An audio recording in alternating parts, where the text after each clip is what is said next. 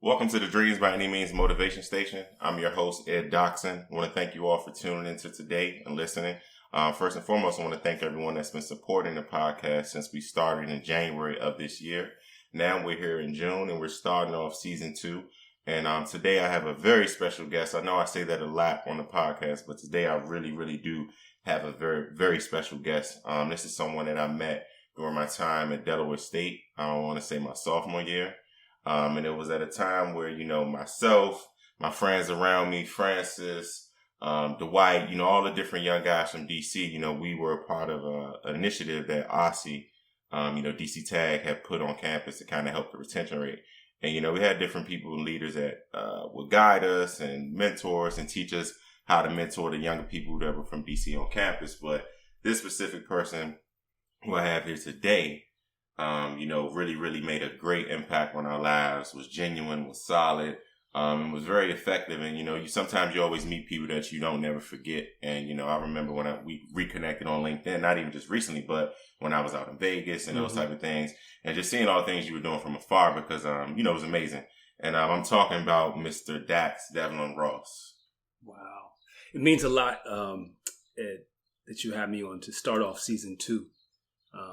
And the things you just said to open up this conversation mean a whole lot to me. And I'm really excited to be able to be in a conversation with you, my friends. So thank you for inviting me on. Yeah, for sure, man.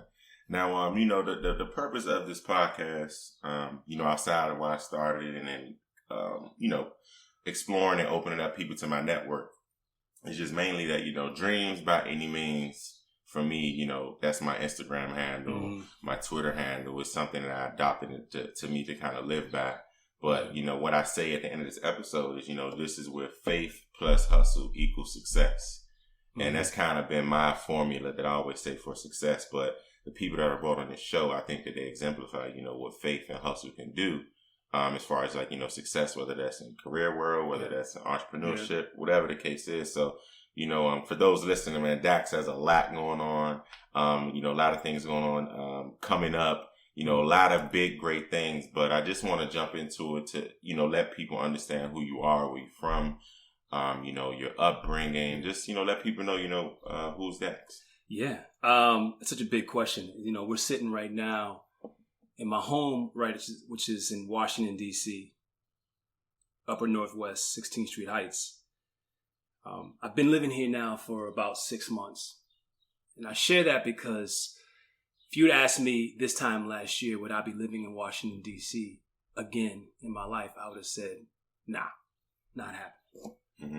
I grew up in Washington, D.C. I grew up in D.C. during the 1980s and early 1990s before I went off to college at Rutgers University.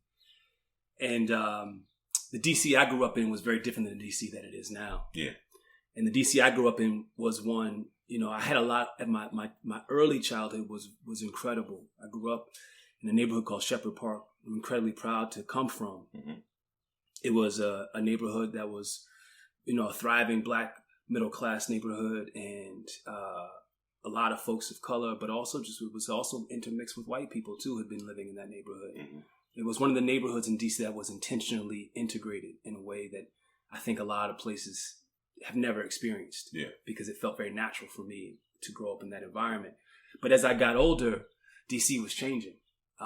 So we're talking about moving into the 80s, and we're moving into a time in which, as many of us know and are familiar with, crack begins to infiltrate all neighborhoods. Mm-hmm. And I always say it creeps uptown. It didn't just stay in one pocket. It got everywhere. And so by the time I get to 16, 17 years old, a lot of my friends, close, dear friends are starting to get into the life. Yeah. And, DC became a very fearful place for me. Yeah.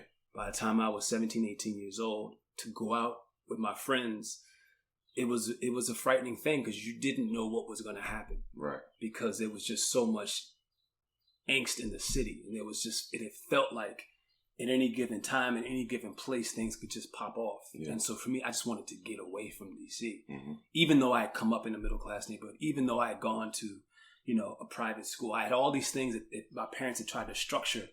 But the reality was that when you're dealing with a small place and you're dealing with a drug that was doing what it was doing to our communities in our city, no one is exempted from that. Yeah, yeah.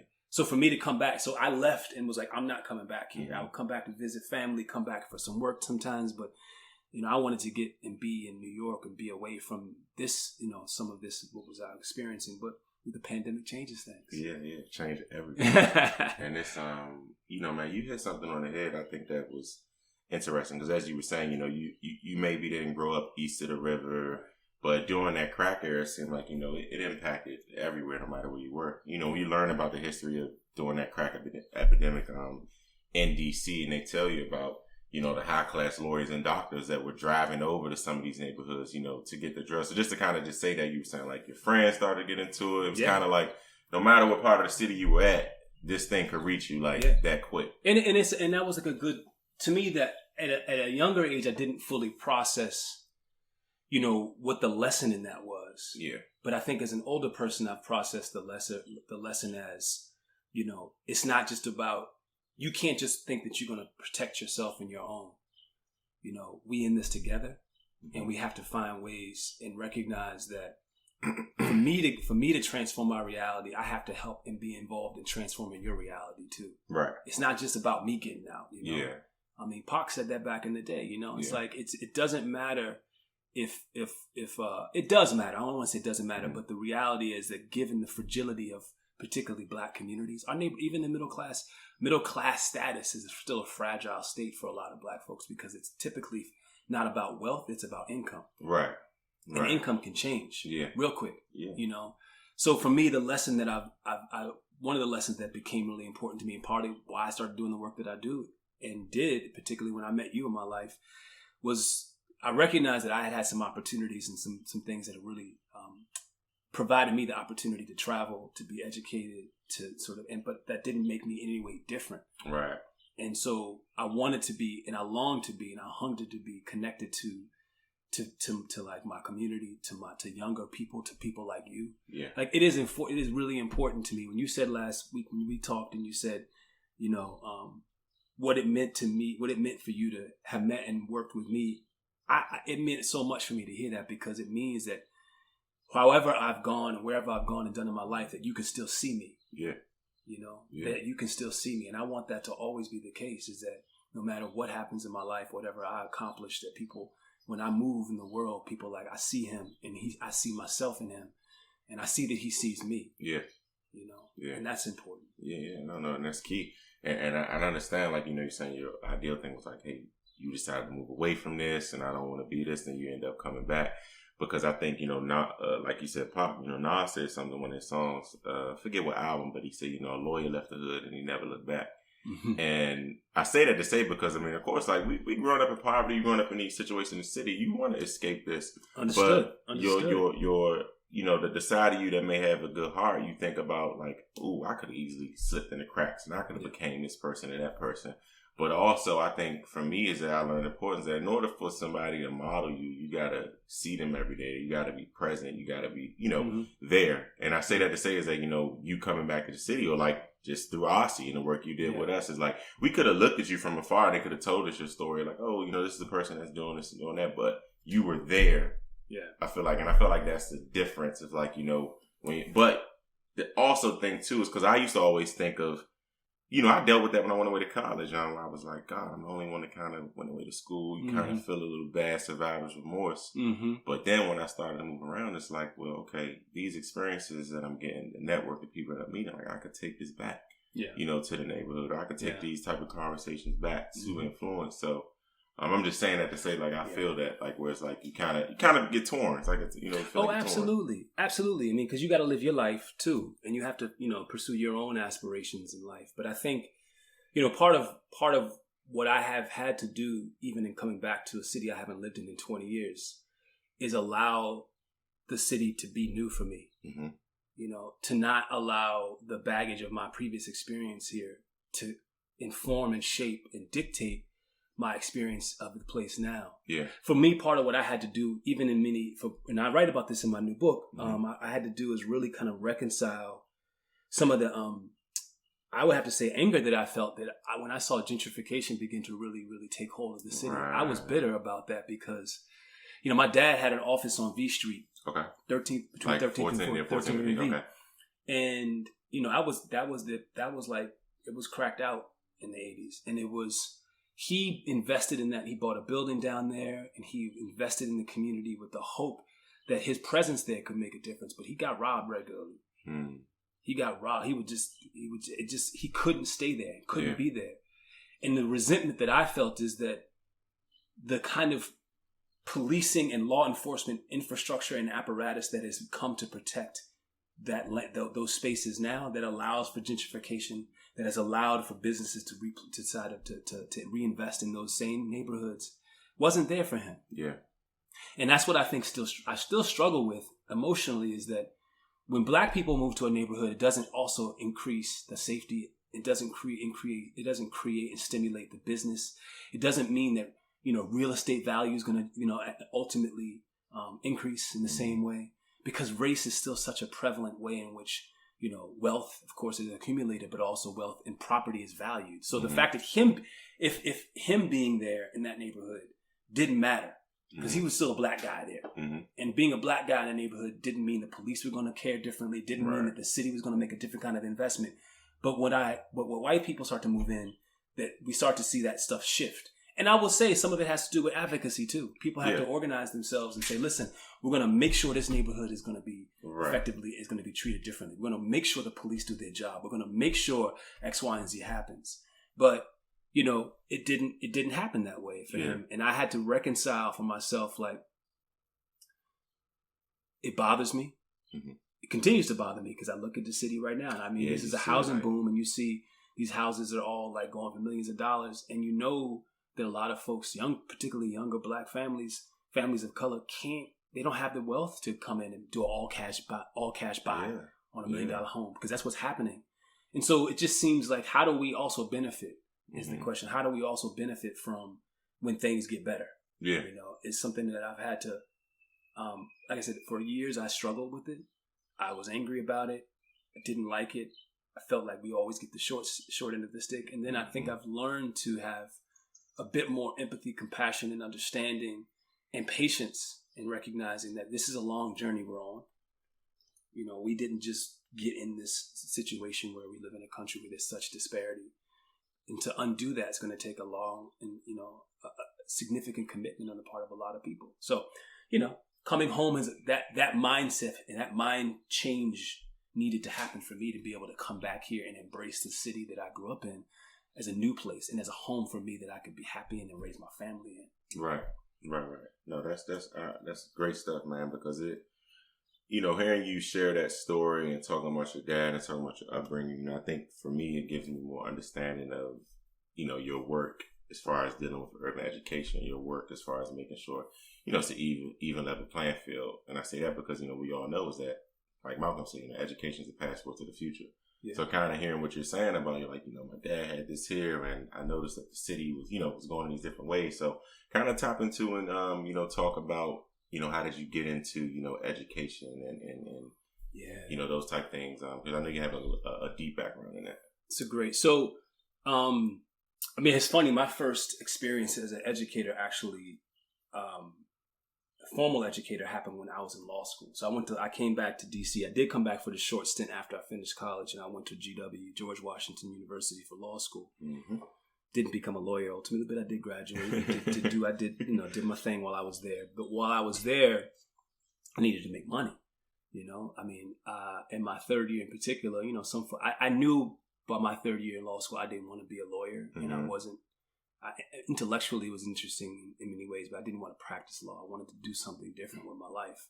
I wanted to be a writer, and I wanted to do some things. So on the campus of GW was School Without Walls. Right.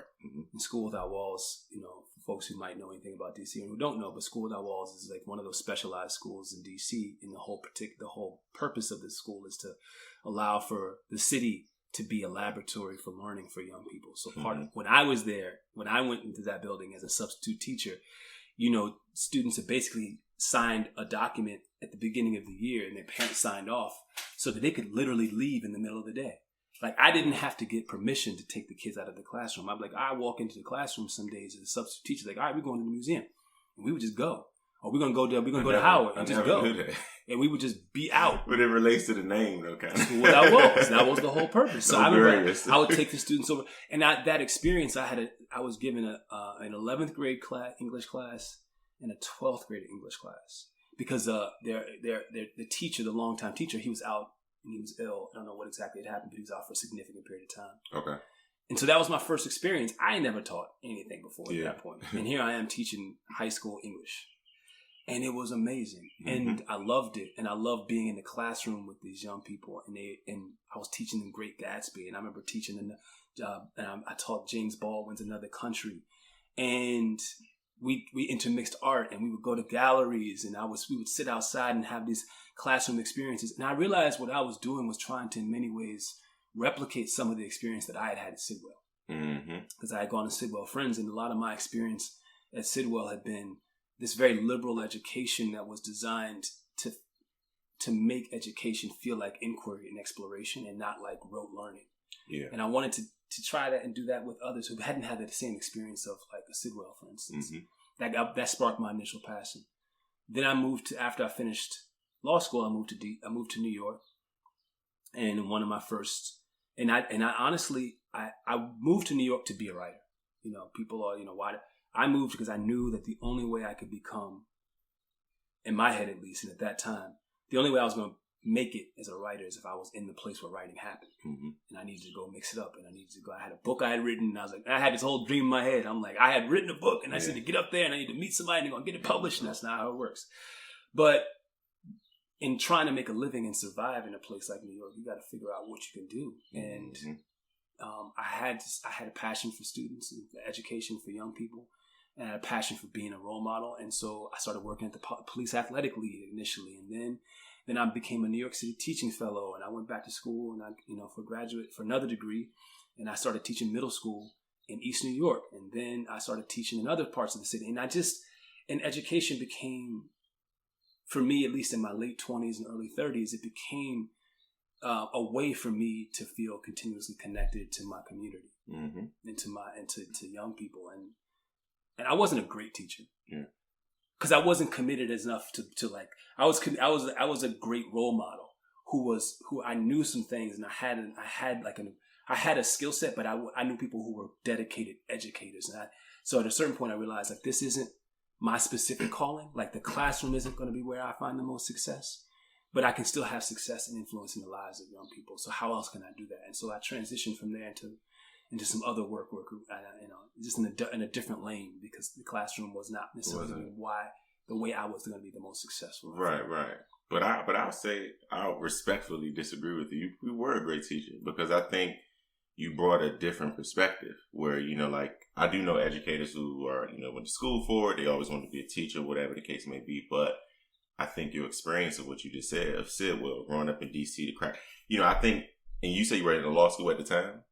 I finished law school by the time I got. By the time you got to school, that was. Yeah. I was in my third year, so I would go to class in the morning, or I'd have my schedule set up so that I just would skip class. Yeah.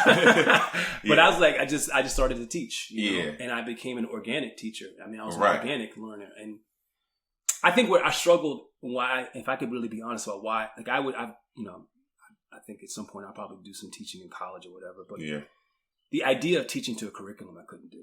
Yeah, same here. The idea of like standardized tests, because a lot of what my teaching was being funneled towards, and what the expectation was built around, was that these young people had to be. I just didn't fundamentally believe that it actually was learning. I felt like that was a sort of social conditioning that was designed to ensure that young people check certain boxes, so that politicians could say that they were meeting certain standards so that they could get elected. It was not about education. It was about, it was about a lot more and a lot other than. And so I just was like, I don't want to be a participant in this. I'm not going to talk about it. I'm not going to denigrate anybody else for making that choice, but I can't be a part of this. Yeah, no, I feel that, bro. Because I remember I was just talking to a friend the other day about a program in the city. And, I was just giving him giving him feedback on. I was like, man, I was like, the program has a good, like, has like a good mission, but it was like the curriculum and stuff. I was like, I just felt like it wasn't realistic to the population that you are presenting to. Yeah. So I definitely agree with that. But no, I was just saying, you know, I think you bring in that different perspective to the classroom, and then where you ended up after the classroom, I think it was just great because it's like the foundation. Like you said, you realized you wanted to be in the classroom, but you didn't realize, you know, you moved on and did other things. But, you know, correct me if I'm wrong, you were doing things that were affecting teachers who were teaching in the classroom. Well, absolutely. I mean, I think like one happens, I guess, you know, for any younger person who's exploring, listening to this or watching this, I think you have a vision for how you might want you think your life is supposed to unfold. For sure. And then and at a certain point, and you know, for some people that's earlier, some people that's later. I don't like to use the word reality as a negative thing because I don't mean it that way, but just the reality of life starts to kick in different ways, and you're confronted with decisions. Yeah. And you can either choose to think of those as roadblocks and barriers or opportunities. And I do think partly me being and living and choosing to stay in New York was significant insofar as if I was going to survive in that place where I didn't have like rooted connections, I was going to have to learn how to hustle. Mm-hmm. And one of the things I hadn't had to really do growing up, because, you know, I grew up somewhat middle class. I hadn't had to learn how to hustle until I got to New York. So I always say that New York taught me is like, if you're going to survive, boy, you're going to learn how to work, and you're going to learn how to do more than one thing. Yeah. And you're going to learn how to do this, that, and the third. And you're going to figure it out, and you're going to roll with it. And you're going to learn how to network, and you're going to do all these things. Because if you want to make it, and meaning make it doesn't have to mean like make it, but make it means like have a roof over your head, be able to survive. You're going to need to be able to be nimble and be adaptable and be able to have a variety of skills that you can lean upon. So what I learned early on, even in my journey in New York, was that I'm always going to have, and I still continue to this day, have a hybrid career.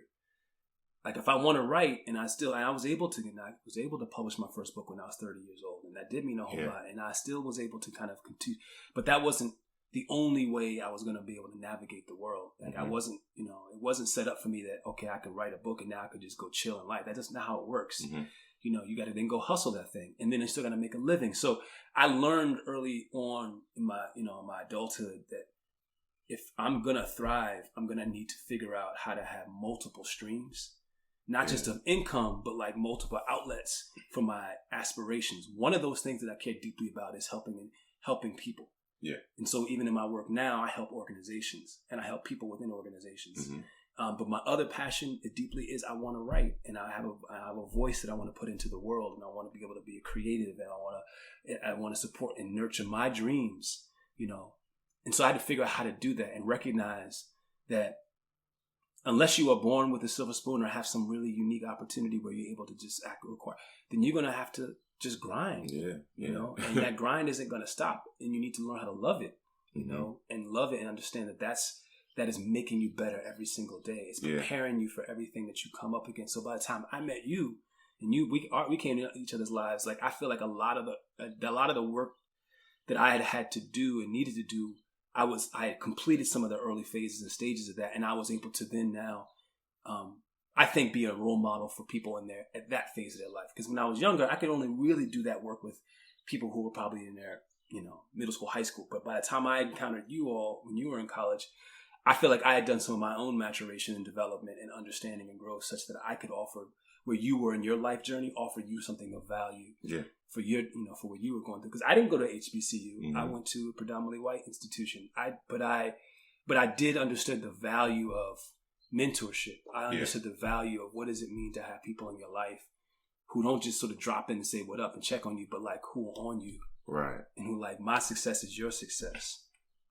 Y'all was on this, man. Because you had to be, because I realized at that phase in life, you know, part of what I remember was that the biggest challenge is consistency. Mm-hmm. The biggest challenge is discipline. Mm-hmm. And those who are successful are able to develop the level of discipline and consistency. Because I see a lot of y'all could do well one day. Yeah. Y'all could do well a couple days a week, but it would be like, can you do it every day though? Yeah. Can you not let that distraction that, you know, or that party I need to go to, or that thing that just, because that's when, and then once it happens, you get off that once, and it only takes like one day or one distraction that's or one, and then you're off. And that's why I battle with that now. Where like sometimes I have to lock in And my friends would be like, oh, you know, they'd be like, Ed is in his grind mode. But it's like, because I easily could get distracted. Yeah. And I understand, like, I got an addictive personality. So it's like, when I go running, I do 5 miles. The next day I want to do 6, 7. Yeah. You know? I'm with you. It's the same with positive stuff as well as negative stuff. So I be mindful of that, like, you know what? If I need to lock in, I need to lock in. But yeah, agreed though. Yeah. Agreed. Yeah. I mean, you know, and I think like I also started to develop what I like to consider as like a much more political awareness, an awareness of myself as a black man, and that is a political being. Mm-hmm. You know, and political not as like a, you know, running for office or like an electoral, but it's a political body in the world, meaning you know, and some of this had to do with interactions with the police that just are inevitable, and that people just need to understand, like, when you're a young black man in America, it is inevitable. Like, it's not something you have to go looking for or seeking out, but you recognize that there's some things that you're just going to have to encounter. So when I say as a political being, just sort of recognizing that, you know, what is oppression at a systemic and structural level, and how does it function, and how does it operate? How does, and then therefore, how do I begin to navigate within a set of structures and systems that actually are designed, you know, I don't go so far as to say designed for me to fail, but they're designed in many ways for someone else. Mm-hmm. They're not necessarily designed with me in mind, right. You know? And so, and then therefore recognizing that I have to then use that knowledge and that wisdom and to support and help other people who may not be aware of themselves as political beings in the world. And those kind of things and that awareness, that a lot of it came through reading, a lot of it came through like lived experience, a lot of it came through relationships and conversations with people, but just generating a deeper, more clarified, nuanced understanding of myself beyond me being an individual moving through the world. You know, I don't live just for myself. I don't live just so I could be successful. And I go back to the point I made earlier in our conversation. I live because my father.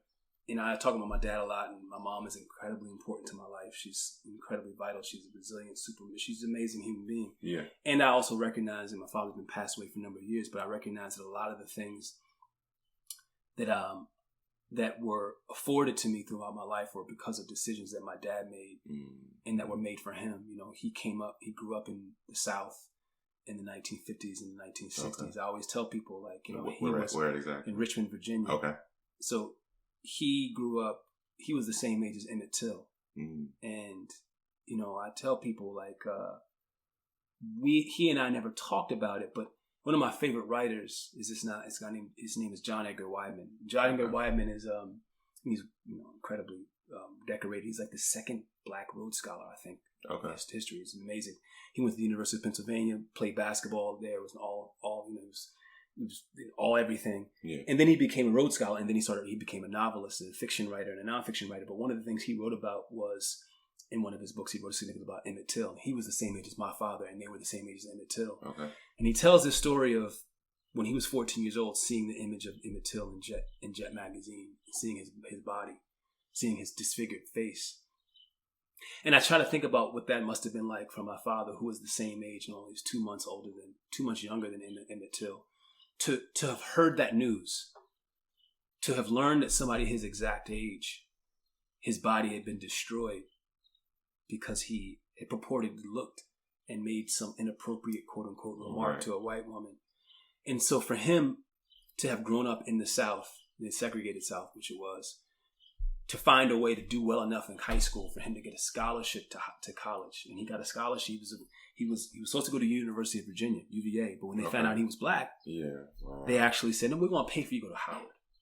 Right. So he ended up going to Howard, and when he went to Howard, he decided to study engineering. He ended up being president of his class, and then he ended up graduating, and he was one of the first engineers ever hired at Pepco here in DC, which is the power company. Right. And I didn't find out some of this stuff until he passed away, and his friends told me some of these stories. Yeah. And I was going to ask that too, just thinking about just you saying like I grew up in the South, where, you know, we came from. You know, I noticed with people from those eras, he probably never really talked about it. Nah. It was just like, I'm doing it and doing it. Like, but it's like nothing well, like now with our generation, everything is transparent. You know, we talk about it. It's in real time. But I noticed in that generation, it's just more like, I'm doing my part. Well, it's funny. I'm fascinated by the idea of generations. I identify as a Gen Xer, and Mm-hmm. Gen Xers are, people who were born like, they say from 1965 to 1980, and a lot of, but my father was what was considered what they call the silent generation. And this is a generation that's, they're older than the boomers. Okay. So there's like the greatest generation, which is the folks who fought in the war. And then my dad was born during the war, World War II. And then there's the boomers who were born after the war. Like, so that's where the name baby boomer comes from. But the silent generation is like my father is a member of. Yeah. And some of that is, literally has to do with the way in which that generation, I think, was raised around its own understanding of its identity, and around its sort of the way it used voice, talked about voice, so that person who didn't speak a lot, that's who he was, And I have this picture of him when I graduated from high school. Is a picture of me and him and my little brother, and he's just not smiling. And I always think about that picture because it's not that he wasn't pleased that I had made another accomplishment in life, but I recognize him as an older person that he didn't ever really express joy. And I don't know if it was because he didn't feel like he had the latitude and space to, or just because that wasn't what he was raised to do. But I do think some of it had to do with the things that you see, Yeah. And I was going to, because I'm glad you just said it, because I was going to think what you just said earlier, just about, knowing just like I had to have multiple skills, multiple streams of income, multiple whatever. But just saying, like, as a Black man, it's like the things that you see, things you overcome is like, sometimes I'm saying, I think back then it was more like you hold it in, it was man up. But, it's my generation now where, in the generation here today, where it's the be open and don't be so hard on. But it was like, man, if you was a Black man, you would know why we could walk around like this. Right. Like, because it's like you treated, now it's more transparent. We see the police brutality stuff. Right. We see but it was always happening. Yeah, it's always happening. We see the people at the park falsely calling the police on Black men. So like all the things that I think now is on the internet is like, imagine your dad, my grandfather, they were going through that, but no one's talked about it. Yeah, I mean, I talk about this as like, I think about from a cultural standpoint, it's been valuable to have the visibilizing of the sort of terror on Black bodies. It's been valuable for people to have to see it, as frightening and as horrific as it is, because ultimately this culture has a disbelief of Black people's stories. Yeah. We just don't believe. We even see this happening. Even we started to believe it. Even we disbelieve it. It's like, I was,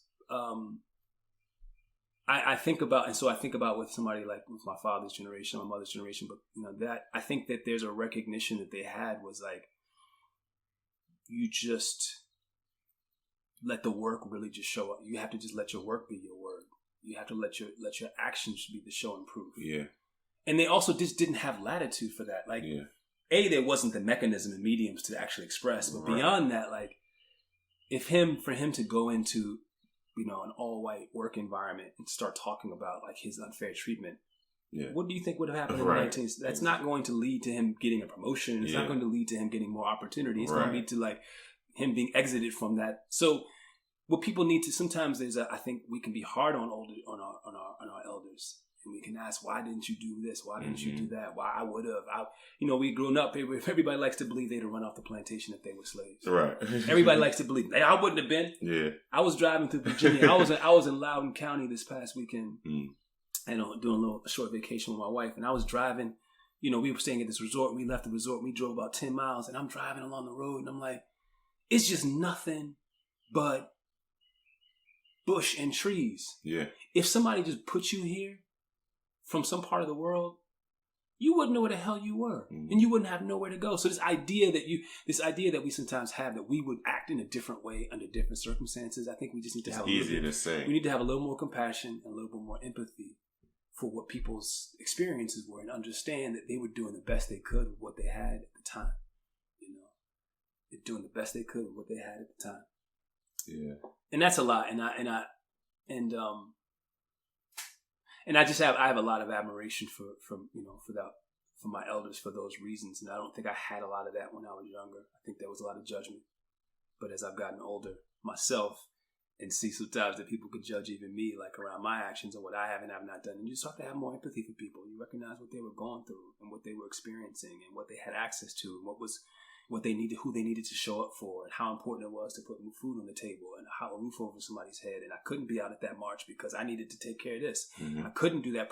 Now, it wasn't just that I didn't care. It's like I had other things I had to focus on. Put food on the table. It was times where the woman, they couldn't work. Yeah. So it's a different thing, different dynamic. That's why it's like, this generation now, my generation, we get into the thing of like, oh, is the man going to pay all the bills and the guy? And like one day I was, having a convo with someone. I was like, well, back then in certain cases, the woman couldn't work. The man couldn't vote. Getting jobs was different. They believed in a stay-at-home mom and nurture thing. But it's like back then, rent won $2,500 a month, in DC. So, I'm just saying that to say that's always, I think sometimes people try to compare generations, but it's like the circumstances were so different. You can't compare what was happening in the 60s to what's happening now, where it's like now they'll say to be comfortable in DC, you need to be making like 100 and some thousand, where our grandparents was dreaming of that kind of money, where now we may look at 100K and think like, oh, it's something, but it ain't nothing. But back then they may look at that as like that was everything. 100K. We're talking about economics, and we're talking about inflation, and we're talking about, the devaluation of labor and the dollar. That's Economic Policy Institute has done some really interesting research to just demonstrate like how while like, wealth inequality has been exacerbated, the value of labor has been deflated, has depreciated over time, has been completely. So that it was the case that when my parents were coming, when in my entire neighborhood, I could say this as a matter of fact, the families in the neighborhood, by and large, many of them, I don't know, I was a kid, but many of them, the mothers and wives, they worked in the house. They didn't work out. They didn't have jobs outside of the house. Like my mom, I remember when I was a kid, she and a bunch of her friends in the neighborhood, they decided to open up a secondhand shop, it was in Tacoma Park. They opened up, I want to say, and that was a lot of that because their husbands were making enough money, for them to make different choices about what they wanted to do with their day. Right. Now that changed when my parents divorced. My mom, got a job and she ended up working for DC government for 30 years. And that was a really important part of it. Which agency? She worked in, initially it was called MBOC back in the day. It was a Minority Business and Opportunity Commission. And then I think over the years. So now it's like the small business. It works, yeah. So she kind of mentor who was working over there, Yeah, so she developed an incredible passion for and still does this work in a different capacity, but she developed an incredible passion for working with helping, small businesses, small minority-owned businesses in DC to build up, develop, become more sustaining. And that was her way of giving back. Yeah. And it took me a long time to understand, that's her contribution. Her contribution to this larger struggle that we're all in. Like mine might be through this work and through this, that, and the third and other. But it is people like, our mothers and our sisters and all these other folks who are getting up on a day-to-day basis and doing that silent work, that work that isn't being necessarily praised and kind of, you don't get all the shout outs on Twitter or whatever, but it's that work that makes a huge difference because she's going to help and make sure X, Y, and Z gets a contract. And that contract is going to actually become the basis and fundament, the foundation for them to be able to build a business. And that building of a business is going to be the foundation for them to be able to create wealth to transition to their family and then move on. And that's huge and that's significant. And that's what we, have often not had access to. So those are things that I think of, that often aren't really discussed and fully thoroughly explored, but that are important. Yeah, sure. So earlier one thing I noticed that you talked about was just, your experience as far as growing up, I was saying a more privileged position compared to everyone else in DC, compared to if you, was... and that was hard too, man. Yeah. And then just kind of speaking on that, having those experiences, but as you said, the crack epidemic still impacted you and your friends. It still impacted everything going on in this city. It's not like we're in Chicago, a huge city. DC's a small place. Yeah. So when I think about your work, when I think about the after school all-stars, when I think about the Aussie work, and we think about urban education, what would you say, some of the main causes that you've seen that kind of keeps that disparity of, Black kids compared to other races? And what are some solutions that you say, kind of help, change that? Oh my gosh. This is the $1 million question, I think. I think there's what I've experienced is that, is that we often think that we can solve problems in isolation, and that there's a connection between all the things that we're trying to. So if you find an issue where there's an education gap, it's probably also poverty, and there's also probably like some fractured homes, and it's probably also people that are locked up, and it's probably like you can probably tell a story about what else is going on when you look at something like a piece of data that says that there's a huge disparity in the students' performance. Yeah, and I think there have been movements like community schools are attempting to address this, like promise zones. Think about what the Harlem Children's Zone has been about. Like, okay, we need holistic approaches to really get at these issues, because sometimes we think we take a piecemeal approach, a charity approach. Sometimes, like, if we just get this one kid out, or if we just solve this one problem, like.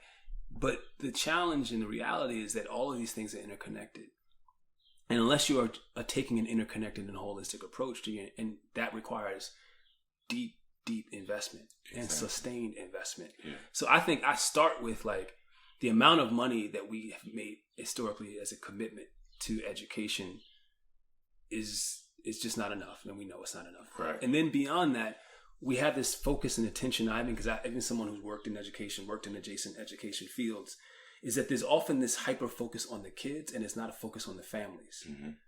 Right.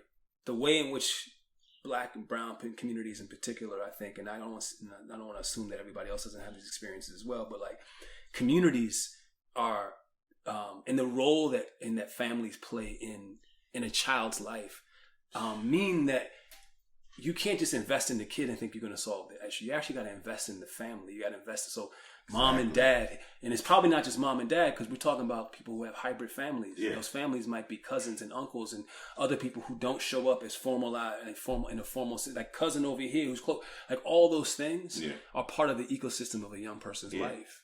And you have to be able to think about am I willing to make the investment not only in the young person, because I think psychologically we have this problem where we're okay investing in young people because we think of them as innocent.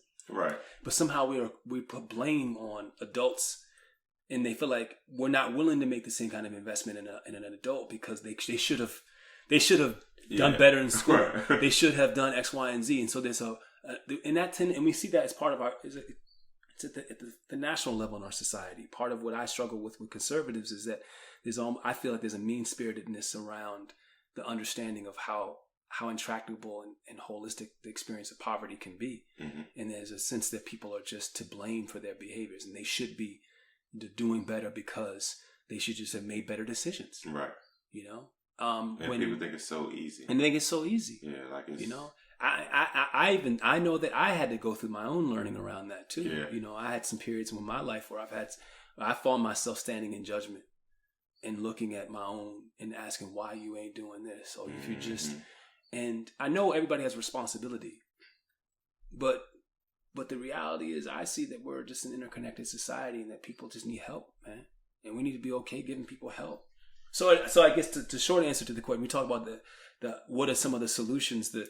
I start with the big solution is we need a significant sustained investment in communities that doesn't just have a 5-year window, because sometimes you get a 5-year grant to do X and then the 5-year grant's up and then we're gone. Like that's not helpful actually. And those type of things, like you're trying to do work in 5 years, but you're trying to correct 18 years of wrongdoing, or 18 years, just and and you need the first year to get it off the ground. Yeah. And then you realize when you give in and you make an investment in certain like communities that have never been really invested in, and you have people that are distrustful. You got to build trust. You got people who aren't conditioned and socialized to show up to the things that you want them to show up to all the time. Like, I have a meeting on X, Y, and Z. Like, well, they ain't show up to the meetings. That doesn't mean they don't care. They might have had other response. Right. So it's just like we organize solutions often without really taking into consideration all the different kinds of challenges that are going to come into play, and that therefore we need to scale. We need to think about our vision for that solution over a longer period of time. But again, because so much of this stuff is politicized, it's built around administrations. It's built around, and every time a new administration comes in, whether it's a mayor, governor, or at the federal level, the president, they have a new set of prerogatives and priorities, and they're going to change. And then part of how they define themselves as successful is they're going to just throw away whatever else anybody else was doing, and they're going to bring the new people in, and they're going to change it all up. And then what you have is folks in community like, I've seen this before, and therefore I don't believe that you actually care. You're here today, but you're not going to be here tomorrow. Yeah. People have said that to me. Mm-hmm. When I was coming in, running organizations, trying to like, I'm about to bring this new money in. They're like, yeah, okay. Right. Cool. Yeah. And everything you just said, it makes me think about, it makes me think about another piece of it is understanding. And I say understanding where it's like, some people may have their perspectives, opinions on like, oh, well, Black people should do this, or, oh, these kids need to do X, Y, and thing. So it goes into, those that are listeners, the title of your book. And I'm saying this relates to it because most of the people in these positions to pull these strings are white males. Yeah. So Letter to My White Male Friends. That's the book that's dropping on June 15th. Yeah. Okay. Let's talk about that. The meaning of it. What the title? The title is definitely catchy. But let's talk about that. And then tell people where they can find it and the whole 9 yards. Well, first of all, the book is available everywhere. Really excited. There's been some really positive support around the book already. I'm really humbled and grateful for the opportunity to write a book during a pandemic. Who gets to do that? Yeah. And so I don't take that lightly. It's a small book, and intentionally it's a small book because I wanted to write something that people could, that would be, that wouldn't be a tome, that wouldn't take people like forever to get through. I wanted to distill some ideas and some insights that I've had in my journey that others could really be attached to and learn from. So it started last summer when I wrote a letter around this time, as a matter of fact, roughly after like a week. It was a few days after the George Floyd murder. Okay. I just felt compelled because a number of my white friends were reaching out to me.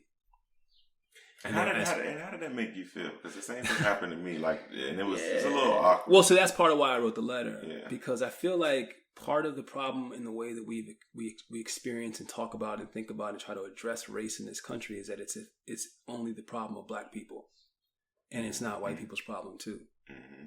Like just because you don't feel like you're suffering from it or struggling with it in the same way doesn't mean that it's not done harm to you too.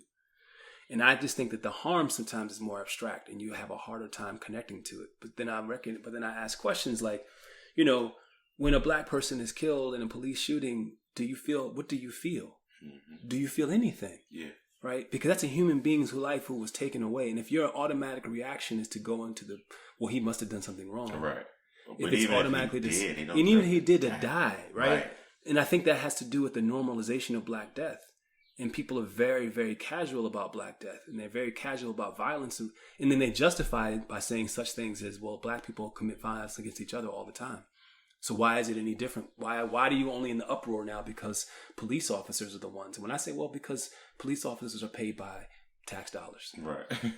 Like you actually you're paid by tax dollars, and therefore you have unique authority under the scope of, the law, and that's problematic therefore. So that's one of the sort of initiating force behind the book was a letter that I wrote to some of my close friends as an appeal to them to think about race and racism, not just as I'm worried about you, Dax, but I'm like, worry about yourself.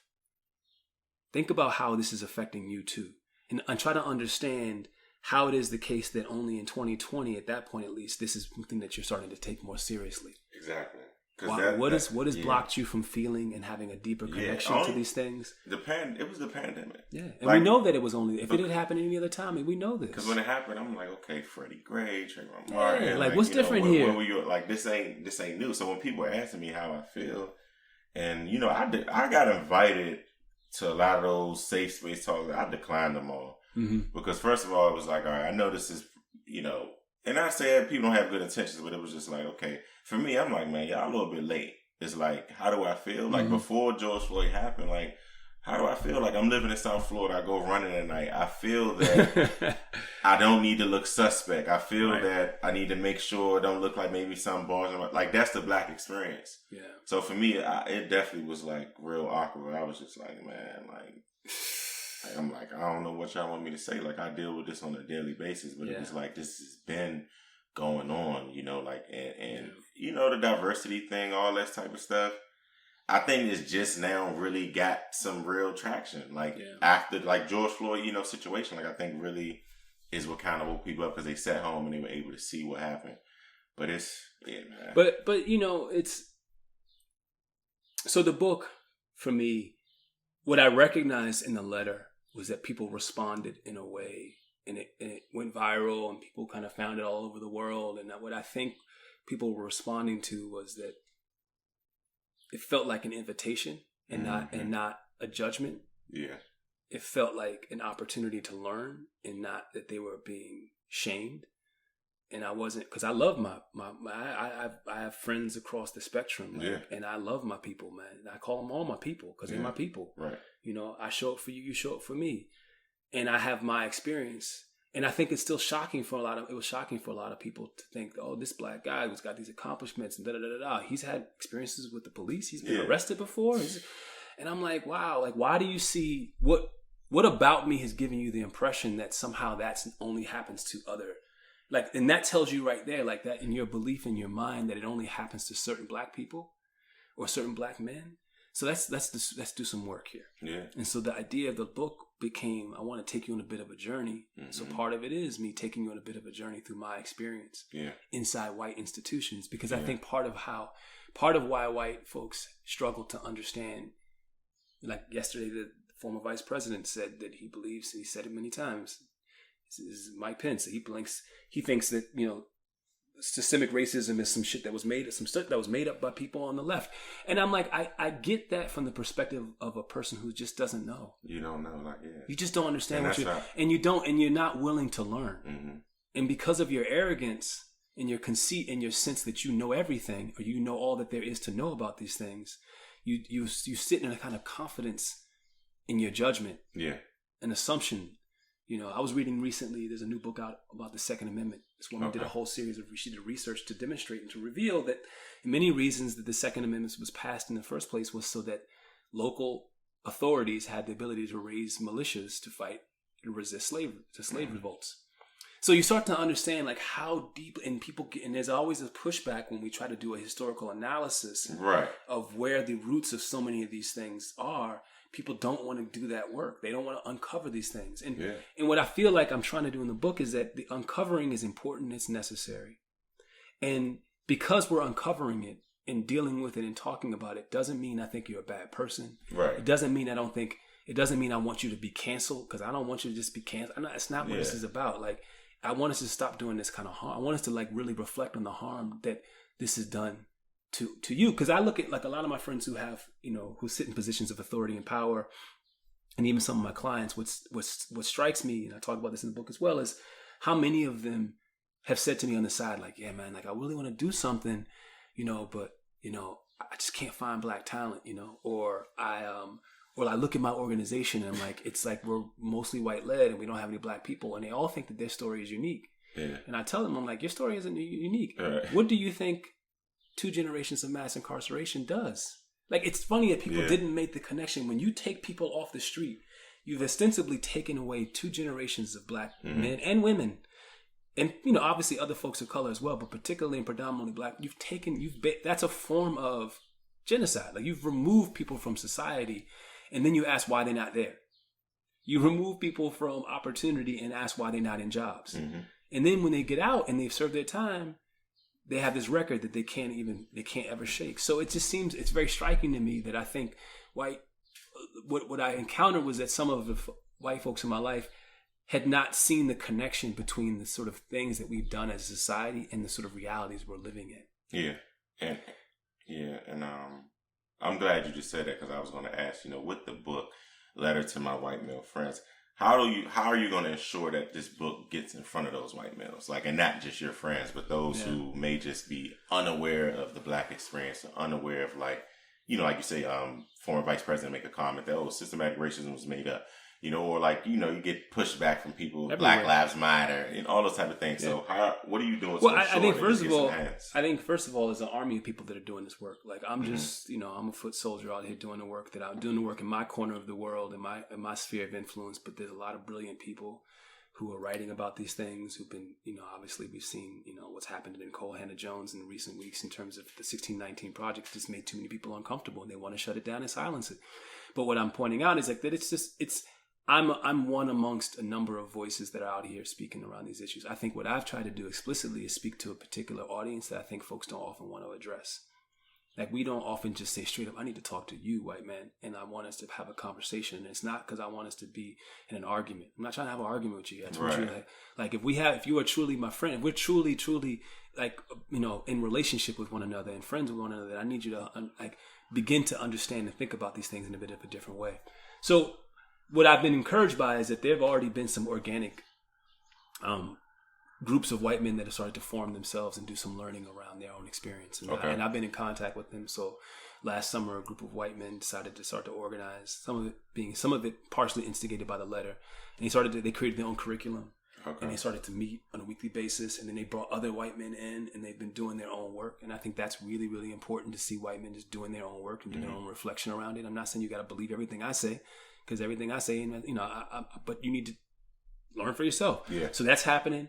I have the benefit of, I'm doing some media, doing some tours, some book tour. I have a book tour coming up, so I'm gonna have an opportunity to be in front of a few people, and I have a business and I work in the DEI space. So I have an opportunity to also be in that space, and then I think when something is done right and with right intention, and I say this with utmost sincerity, when something is done right and with right intention, it finds its way in the world, and it finds its way to the people who need to receive it. For sure. And so I have to tell as I tell you this, I have to tell myself this too, because you get, when a book's about to come out, nerves kick in, anxiety, people gonna like it, I don't know what's gonna happen, blah, blah, blah, blah. But I have to go back to my faith and a recognition that God gave me a gift to be able to offer to the world, and therefore it's not my job to direct. It's not my job to know how it's gonna affect people. My job was to just to listen to the voices that came to and through me, to share it with the world and allow it to be received by people. And so I fundamentally believe that if something is right in the right time and the right all these, then it will be found. So that's my excitement, and there's going to be a lot of pushback too. Yeah, for sure. There's going to be a lot of people who are. There's already people who I know are angry. Like, who am I to write this? Why are you writing this? This is just, you're being a racist by writing this. Like, all sorts of things. It's baffling, it's strange, but it's also an emotional reaction. It's the whole thing. Truth hurts. That's what it really is. Boils down to the truth hurts. But I would rather people say that it hurts than just jump to anger. Because I'm a believer that anger is nothing but a manifestation of hurt. Mm-hmm. So I would rather us have the conversation about why do you feel hurt than us just talk about your anger. Because your hurt is about something that I'm saying or something that you're seeing, or somehow something is being communicated to you and you feel left out, or you feel called out, or you feel something. Let's talk about that. Yeah. Right? Because then maybe we can talk about, well, actually, that's the experience that my folks have been having for a long time. Mm-hmm. The feeling that you have of like, why are people picking on me? Why are people talking? Bruh, you want to talk about it? Yeah. We could talk about that. And then maybe we can see that we're not that different. Mm-hmm. You don't want that feeling either, right? Mm-hmm. So then why are you okay with that feeling being thrust upon my community? Yeah, man. And recognizing that, honestly, like, I fundamentally believe this is that quite often these tensions are around, and they're undergirded, and the foundation of them is that there is limited opportunity, there's limited resources, there's limited jobs, it's a scarcity mindset and mentality. I just believe that there's enough for everybody. There's enough room. There's enough houses. There's enough land. There's enough water. There's enough for everybody. So my success, or the success of Black people in this day and age, is not going to mean, and it's not about it doesn't mean that white people are going to get left behind or left out. There's enough for everybody. Actually, everybody wants to be, thrive and succeed. And why can't there be enough for everybody? We want, like, as I got lost around here, I was on the back streets. It's like the mansions, like, seriously, bro. I'm riding past, and like I ran through my head, like it was a thought of like, why can't I not have this? Why shouldn't I not have this? And that was when I was a kid. I would ride to Virginia and walk in those neighborhoods, and that's what kept me focused up. Because if you coming out and you seeing like, you seeing all the hustlers and people that's doing this, or the people that's hood doing their stuff. If that's all you see, you gonna think that's the route to get out. But like, or you gonna think like, this is all that I have here. And it was like, for me, when I used to go out there in Virginia, I'm like, I'm gonna get this one day. I'm gonna be here. I'm gonna, you know what I mean? And like, yeah, man, I just want to say, man, I know we coming close to the end. The work that you're doing is amazing. You've been doing amazing work. Mm-hmm. But I think with this, and specifically with a book, and for those listening, like, this isn't his first book, But I think the things what are great about when people write books is that it outlasts you. I know. So it's like just copy whatever library here, DC library comic, whatever. Like it's gonna be there, and it's like we have content, video, and audio that we could leave behind. But I think a book, it's different. With my daughter's 2, and God willing, everything will go right. My wife is pregnant, and we're waiting and expecting our first little boy. Congratulations. He's due in August. Mm-hmm. I think about them when they're old enough, reaching on the bookshelf and seeing their dad's books next to all these other people's books. Yeah. And to me, that means that they're going to know that that's possible for them too. Like I didn't have nobody I knew growing up. I didn't know writers. I didn't know anybody who made a career. You didn't even think it was possible. I didn't think that was like, that's for the famous rich people. Like, it's not a book. And people even ask me now, like, how do you get a book published? Like, what do you do? I mean, there's a lot of different ways. Obviously, there's a lot you can publish on your own. You can, there's, a major publisher might approach you or might want to work with you on your book. I mean, there's a lot of things, a lot of ways for it to happen. And I will just say, I've done it all. I've had major publishers. I've self-published. I've done it all. And the thing that I am most proud of is that I did it.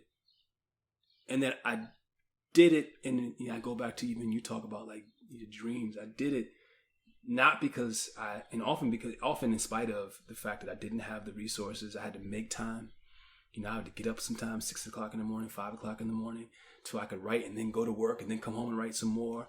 I wasn't getting paid for a lot of things that I've written in my life. I've written a ton of things that nobody paid me for. Yeah. I have a box full of journals from all of my years in my 20s and 30s. I would keep journals. I would just write, practice, read. And it is something that I am really, really proud of, to be able to share with the world at this point as a gift and as a talent, and recognizing that's all I'm able to do is to share it with people, and that they have to take it and interpret it the way they take it and interpret it. And they'll do with it what they do with it. And some people will love it. Some people will like, that's cool, and move on. And some people might even hate it. But it's the fact of the matter of just being able to do it, to me, is a gift. And I'm really, really grateful for that opportunity, because I know a lot of people would like to be able to be in a position where I am. Yeah. I want to say to you too, man. I mean, it is so, so meaningful to have a friendship with you, Yeah, likewise. And you inspire me. You always have. Always have. In many ways, I've even looked up to you. Like I thought about how you at 21, you at 20, you at 22, the sort of the expectation that I put on you, and you showed up. Mm-hmm. The feedback that I would give you around like what was working, what was not working, X, Y, and Z, and the way you would receive feedback and take feedback and not take it personally and not let your ego get involved and not let that, and you would take it and you would work with it. I just think that when you go back to the question of what the challenges of our community are, I think there is some challenges that we have to, as individuals, now as individuals, and I think it's particularly young black men, it's like, be willing and be open to somebody giving you some direction, Mm-hmm. I think a lot of young folks don't want direction from anybody. They want to just have it all figured out already. I'm like, just be open. Just be open, For sure. But yeah, man, I definitely appreciate you for coming on the show, bro. Starting off season 2, man. You done set the bar high. So the guests that's coming after this, man, I gotta come with y'all stuff. But, all seriousness, bro, I'm looking forward to reading the book. I'm looking forward to continue to support you and all the great things that you have coming up. And those that are listening, it's Letters to My White Male Friends. That's available on June 15th. I'll post the link and everything, in the description of the episode. So appreciate you, bro. And we're going to do it again. Love you, man. My man.